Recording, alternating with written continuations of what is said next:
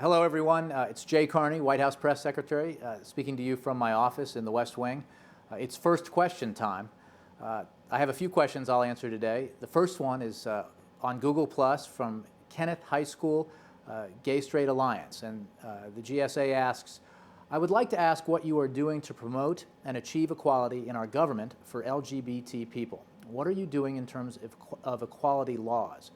Well, that's a great question because President Obama is committed to equality for LGBT Americans. I think that's demonstrated in a number of ways. I think a great example is his fight to repeal Don't Ask, Don't Tell. That was a successful battle, as you know. Don't Ask, Don't Tell is no longer the law of the land. It has been repealed, and the Pentagon is very effectively implementing the post-DADT era.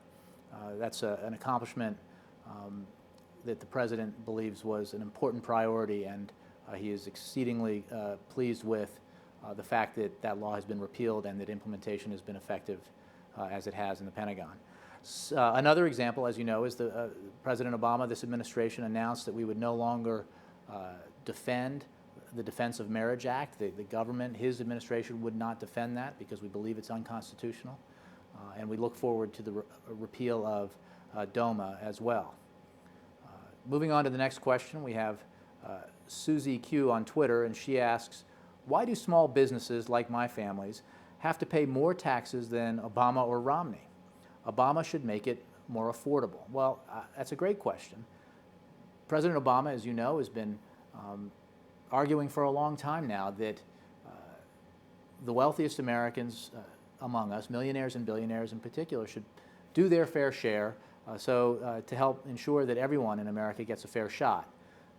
He's been pushing for passage of something called the Buffett Rule, which is a principle he believes very deeply in, and that the idea of the Buffett Rule is that no one, a millionaire or a billionaire like Warren Buffett, should not pay taxes on income at a lower tax rate than middle-class Americans. Warren Buffett famously said that his own secretary pays taxes at a higher rate than he does, one of the wealthiest men in the world.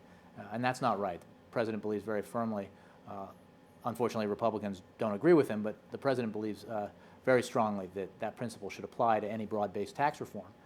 As for small businesses, a lot of Americans don't realize it, but President Obama has signed into law 17 small business tax cuts.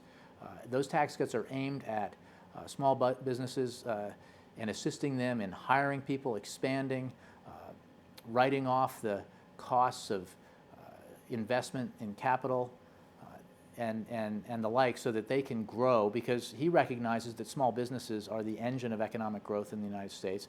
They tend to do most of the hiring in the United States, and as we emerge from the worst recession since the Great Depression, we need to do everything we can to assist small businesses. The President's vision stands in stark contrast to the vision put forward by Republicans on small businesses. Eric Cantor, the House Majority Leader, is submitting a bill that he says benefits small businesses, but by his definition, small businesses include every member of a corporate law firm, every partner, every manager in a hedge fund would qualify for tax relief under the Republican small business tax cut proposal. The president believes that at a time when we don't have infinite resources, when we need to be very careful about investing where our economy needs investing and giving tax relief to those who need it, that we simply can't afford to give tax cuts to hedge fund managers or corporate lawyers.